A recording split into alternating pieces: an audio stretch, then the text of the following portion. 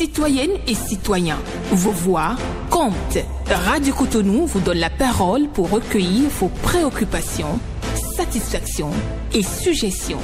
Parole aux citoyens, c'est sur la 94.3 Radio Cotonou. Parole aux citoyens, rejoignez-nous du lundi au vendredi de 9h à 9h30 en composant les numéros 40 11 17 18 ou 50 52 52 73. Radio Cotonou, la voix des Cotonois.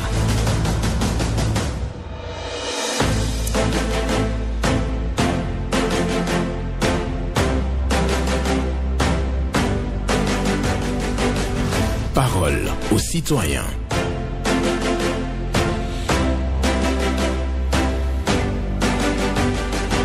Parole aux citoyens. Honoré Naoum.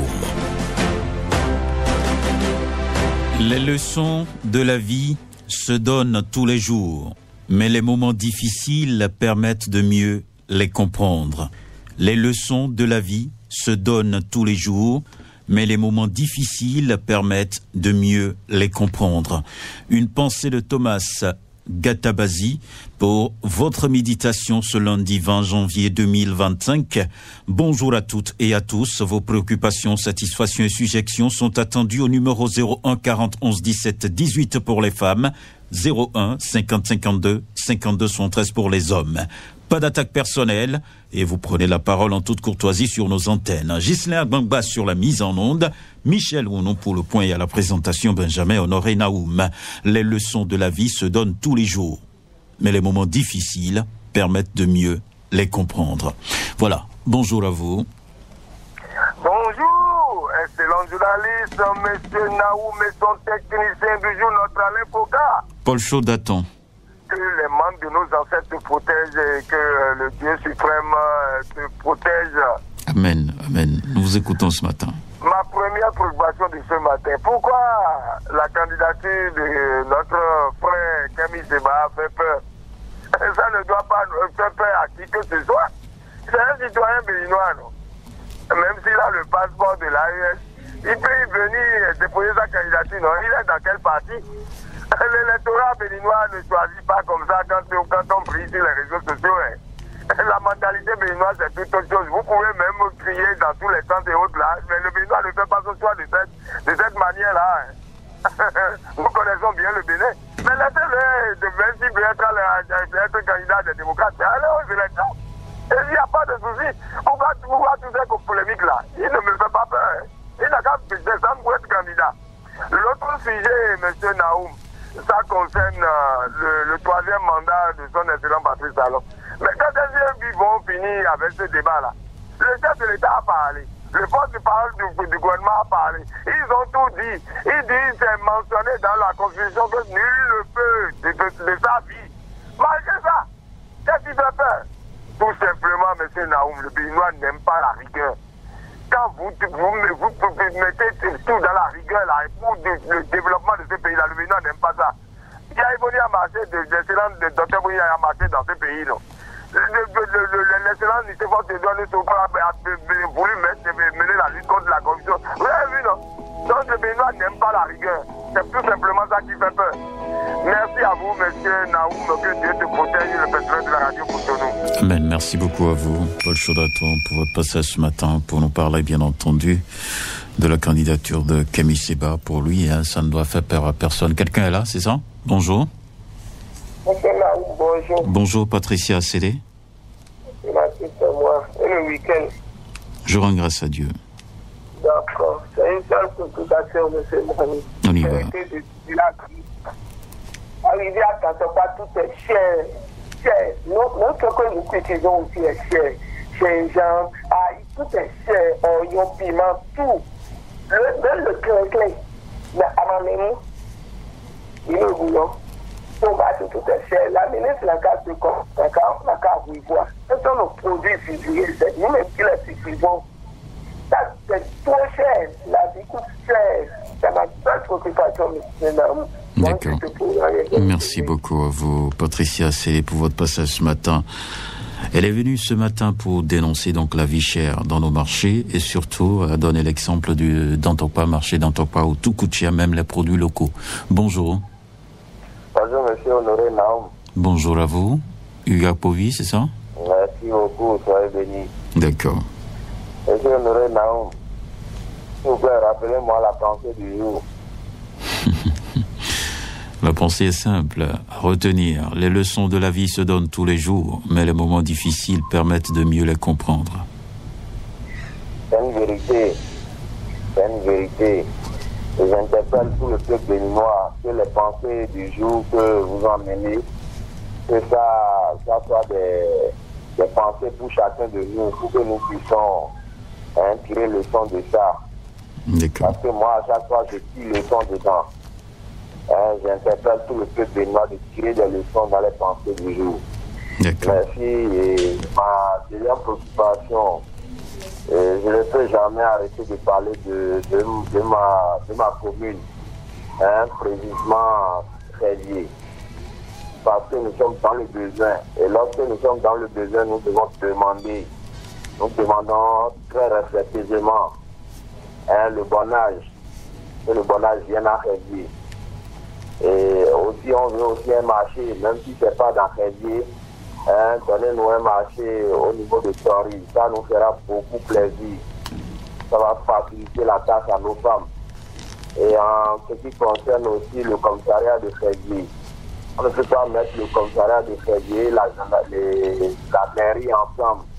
Ça rend moche les activités de l'art. Ça rend très moche.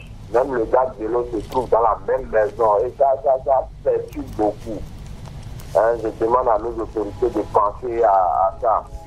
Et je ne vais jamais oublier de demander encore à mon président Patrice Talon, avec beaucoup de respect. Nous, les chrétiens catholiques, nous voulons une basilique. On sait qu'il est capable de nous créer cette basilique. Il peut bien le faire. Merci à vous. Agréable journée à vous, Hugues Povy, pour votre passage ce matin à l'antenne. Bonjour. Bonjour, Honoré Naoum. Agathe, moi, c'est Nous vous écoutons ce matin. Vous allez bien? Je vais super bien, vous-même? Votre week-end a été? Ça va, nous bénissons le ciel. Je vais super bien aussi. J'ai un seul point. Un seul point, comme Patrice a fait dit. La chérité de la vie veut sauter nos yeux. Je vous assure ce qui se passe là. Vous savez que l'huile rouge aussi encore fameux de prix. On parlait de l'huile d'arachide, mais aujourd'hui c'est plus l'huile d'arachide solaire. Mais qu'allons-nous devenir dans le pays? C'est difficile. Avec 2000 francs aujourd'hui, on ne peut pas préparer une sauce. C'est difficile. Nos dirigeants ne peuvent se lever et faire quelque chose. Les boutiques témoins de l'ONASA, on ne peut nous aider et rouvrir ces boutiques-là pour aider la population à se sortir. L'État se recède dangereusement contre nous. Donc, j'appelle vivement nos autorités à faire quelque chose pour que ça change. Merci à vous, bonne émission. Bonne émission à vous aussi, bonne écoute surtout. Vous qui êtes de l'autre côté à nous écouter sur Radio Cotonou. Un autre intervenant se positionne déjà après l'intervention de Agathe Nouati-Lanclounou qui parle également de vie chère. Bonjour auditeur en ligne. Oui, bonjour monsieur le journaliste. Oui, votre nom? Appelez-moi Joe Robert. D'accord, nous vous écoutons ce matin. Je passe sur votre antenne ce matin pour rappeler ma demande de décembre, du mois de décembre, concernant les armées ME, les enseignants et les dockers au port. J'avais proposé que le mois de janvier soit décrété année des dockers, le mois des dockers et le mois des enseignants AME. Je reviens là-dessus ce matin et j'invite mes grogneurs qu'ils s'associent à moi pour plaider leur cas. Parce que l'enseignant est la base de tout développement. On ne peut pas les négliger à ce point. Je supplie le gouvernement. De la même manière, les dockers, le gouvernement n'a qu'à faire un clin d'œil. Ils le font déjà, mais on a l'impression que ça l'embille. Vu la gravité, la souffrance que nous traversons. Donc Donc je les demande ce matin et j'invite les chroniqueurs à s'associer à moi pour plaider le cas des dockers et des enseignants AME. Merci. Excellente journée à vous, Joe Robert, qui vient ce matin pour plaider le cas des AME et des dockers, deux corporations qui doivent bien entendu bénéficier de notre regard bienveillant dans notre société. C'est ce que je peux retenir de son intervention, et donc il demande la mobilisation générale autour de la vie des AME et des dockers. Voilà.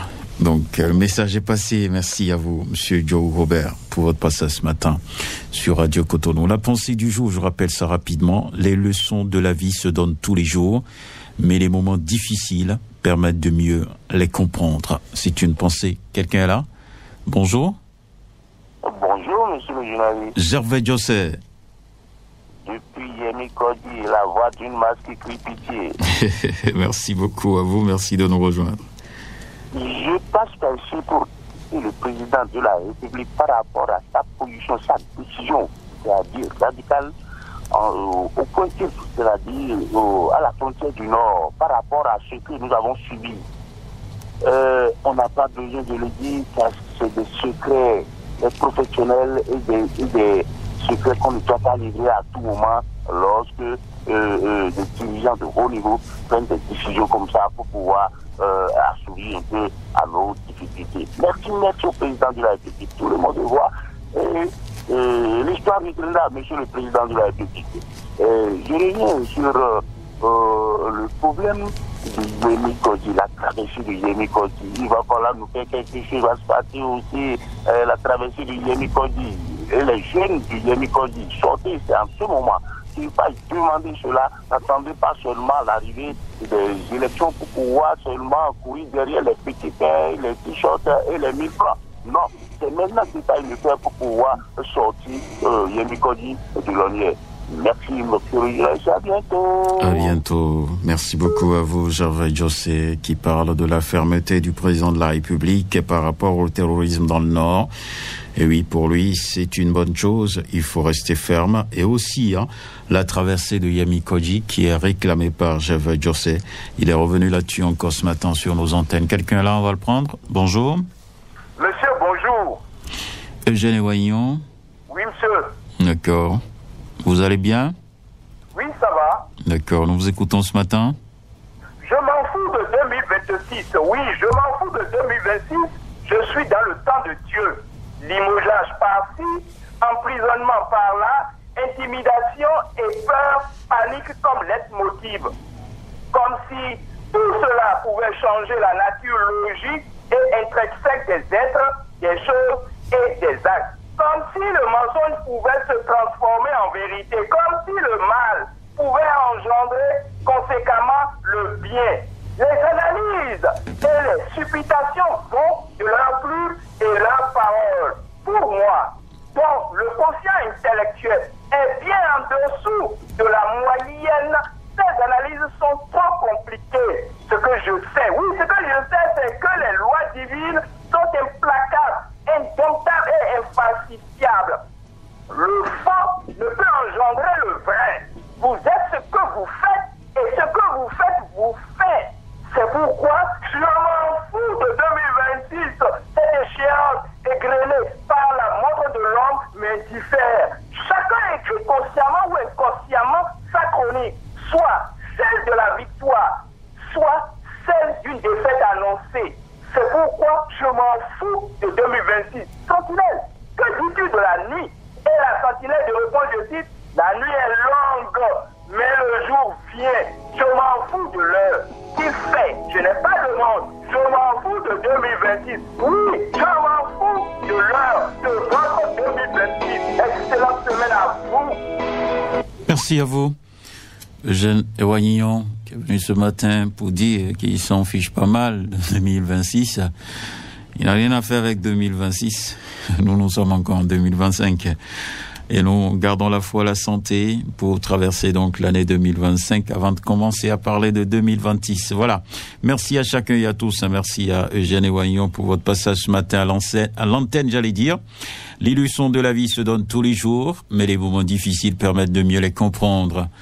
Quelqu'un là, on va le prendre. Bonjour. Bonjour. Le boss, bonjour. Bonjour, Esaïe Yossou.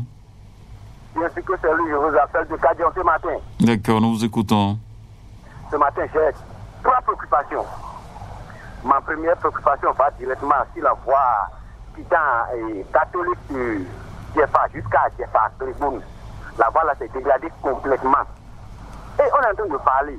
Le maire de Séméfodi ne dit rien. On ne sait pas ce qui se passe.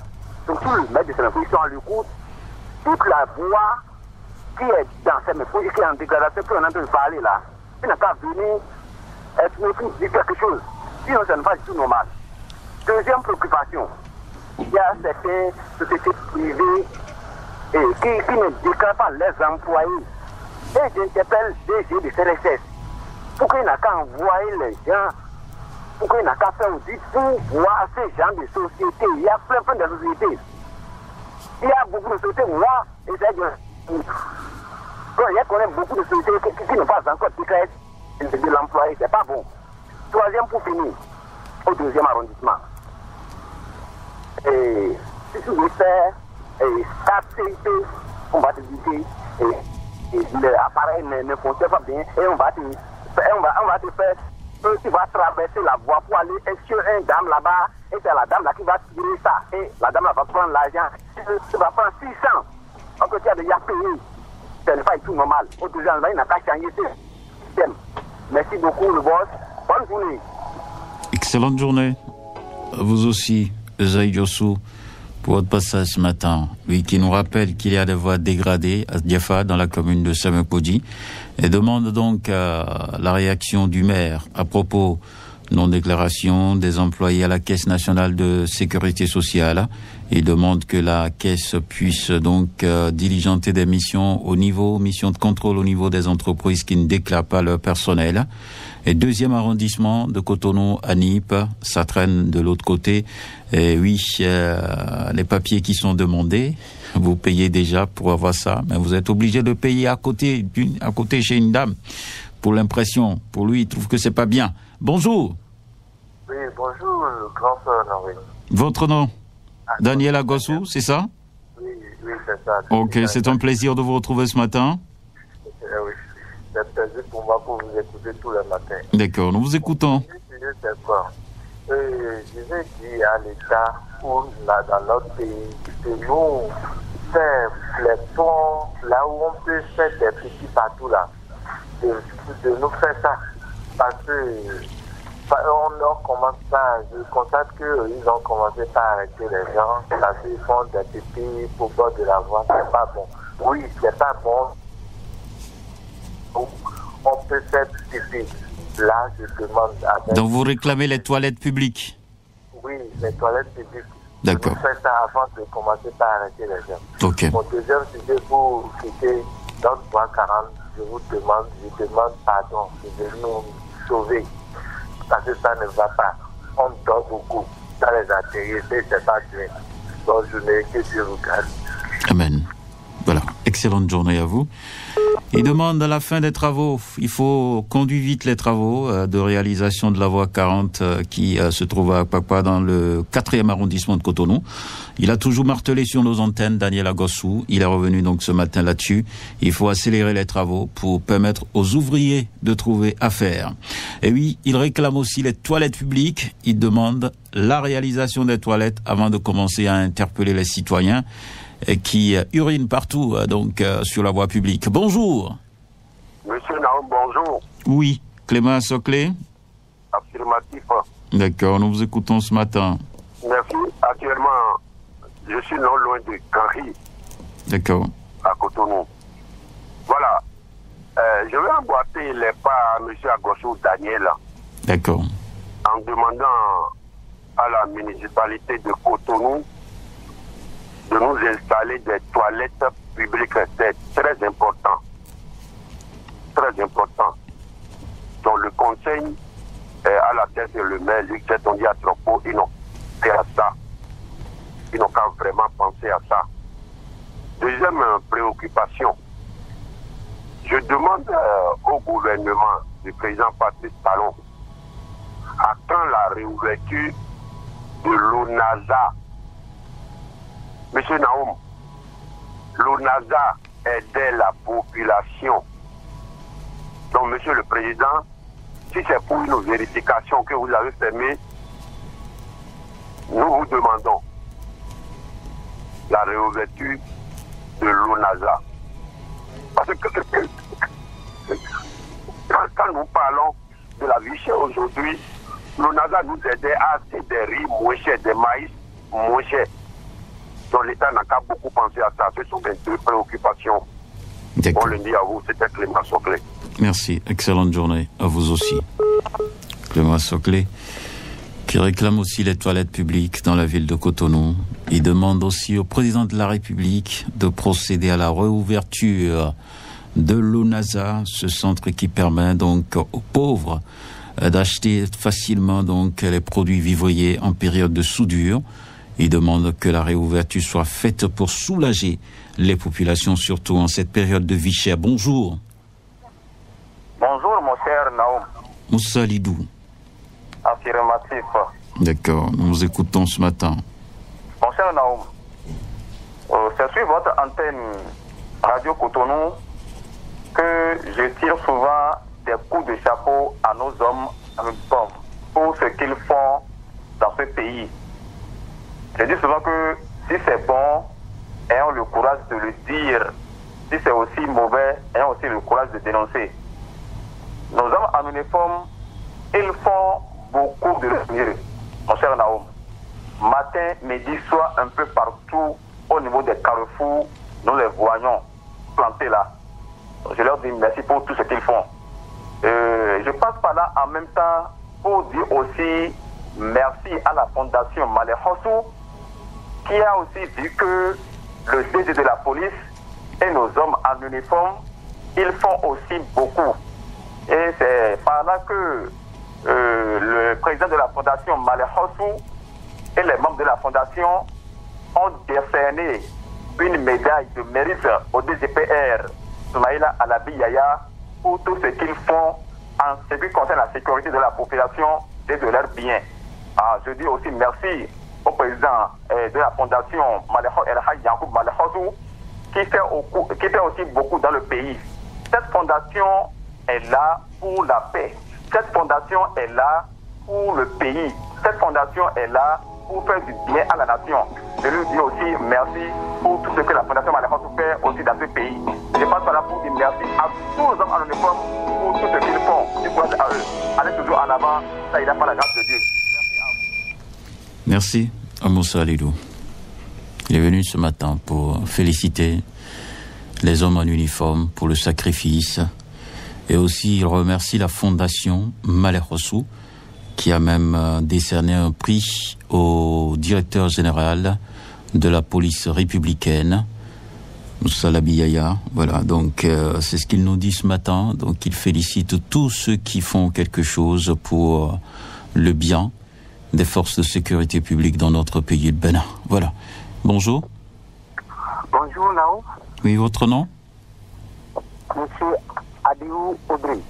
D'accord, nous vous écoutons. Aujourd'hui, j'ai 3 préoccupations. On y va.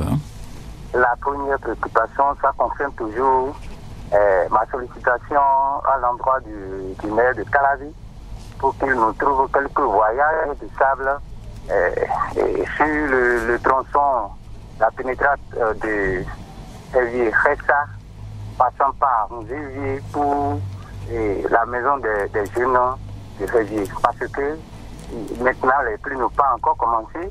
Et puis, il y a trop de trous sur ces voies-là. Donc, s'il peut trouver un peu de sable, de voyage de sable pour nous combler ça en attendant avant que la pluie ne commence, ça va nous aider. Parce qu'il faut des populations en bonne santé pour pouvoir pousser la mairie à aller très loin.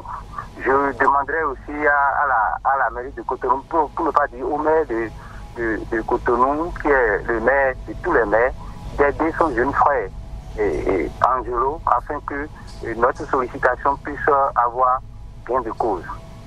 Deuxième préoccupation. Et ici, chez nous, les gens ont tendance à se dire qu'ils sont les seuls à avoir liberté d'expression. Normalement, ce qui est liberté d'expression pour les uns devrait l'être pour les autres aussi.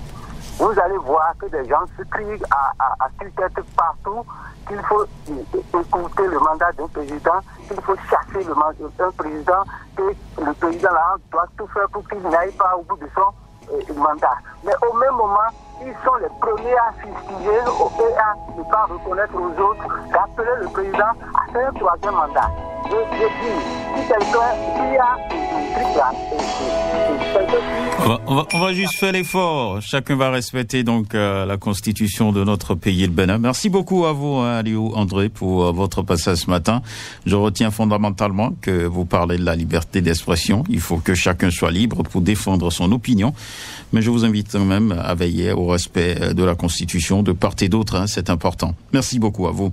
Il demande aussi au maire de Calavi d'envoyer quelques voyages de sable sur les voies de Révier, parce que les voies sont dégradées à Révier.